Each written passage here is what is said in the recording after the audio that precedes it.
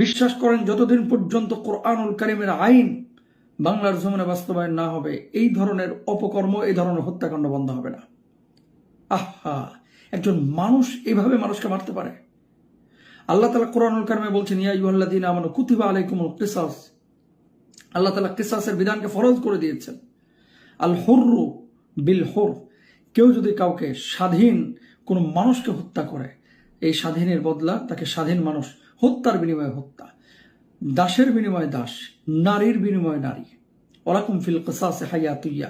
আল্লাহ তাআলা বলছেন যে এর মধ্যেই তোমাদের জন্য রয়েছে জীবন। মিডফোর্ডে যেই জায়গায় যেভাবে আমাদের ভাই সোহাগকে হত্যা করা হয়েছে, ঠিক সেই জায়গায় কিসের থানা পুলিশ? সরকার চাইলেই কিন্তু পারে, আদালত চাইলেই কিন্তু পারে। এই জামায়াতের করার তো মানে হয় না। আগামীকালকে যেহেতু প্রমাণিত হয়েছে, আগামীকাল হোক পরশু হোক, এক সপ্তাহের মধ্যে আমরা চাই মিডফোর্ডের ওই জায়গা তো ওইভাবে ওদেরকে কুপিয়ে মেরে তারপরে পাথর দিয়ে আঘাত করে দুনিয়া থেকে বিদায় করতে। কবে আমাদের বাংলাদেশে এগুলো বন্ধ হবে? জুলাইয়ে এতজন ছাত্র জীবন দিয়ে বাংলায় নতুন করে সূর্যোদয়ের সম্ভাবনা তারা দেখিয়েছিল।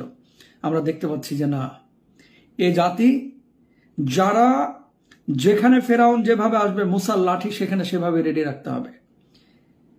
যারা এরকম চাঁদাবাজ এদেরকে উল্টা করে পিটাইতে হবে।